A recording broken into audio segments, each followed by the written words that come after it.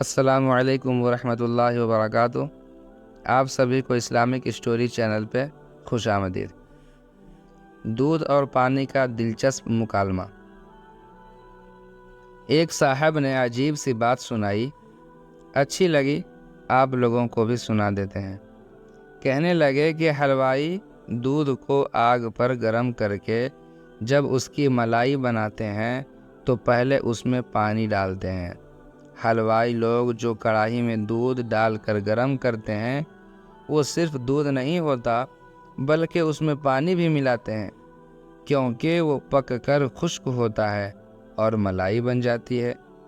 وہ عالم فرمانے لگے کہ جب حلوائی دودھ میں پانی ڈالنے لگا تو پانی اور دودھ کے درمیان مکالمہ ہوا، یعنی بات ہوئی۔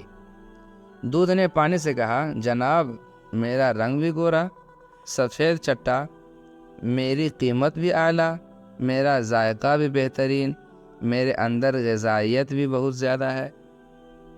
اے پانی، تیرے اندر تو ان میں سے کوئی چیز بھی نہیں، نہ تیری شکل ہے، نہ تیری قیمت، نہ تیرا ذائقہ ہے، تو کیوں مجھ میں شامل ہو رہا ہے؟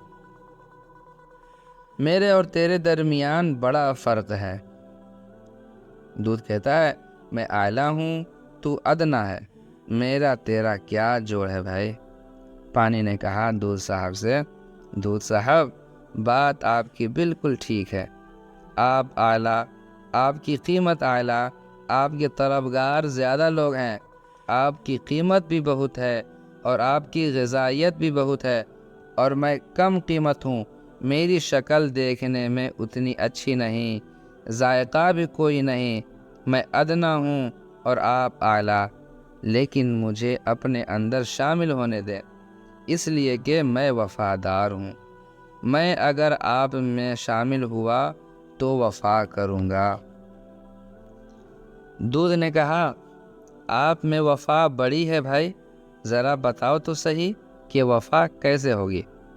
پانی نے کہا، جناب وفا ایسی کہ جب آپ کو آگ پر رکھ کر گرم کریں گے تو جب تک میرا آخری قطرہ پہلے بھاپ نہیں بن جاتا میں اس وقت تک آپ کو آنچ نہیں آنے دوں گا۔ جب دودھ میں پانی ڈال کر آگ پر پکاتے ہیں تو پہلے پانی اڑتا ہے، بعد میں دودھ کی باری آتی ہے۔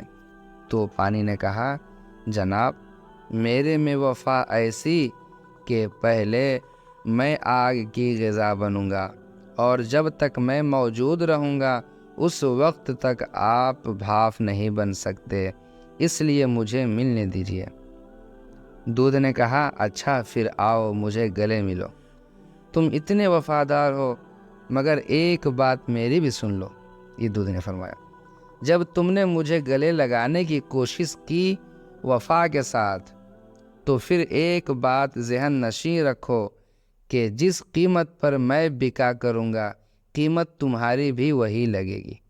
جب پانی دودھ سے ملا تو پانی کی قیمت دودھ کے ساتھ لگ گئی۔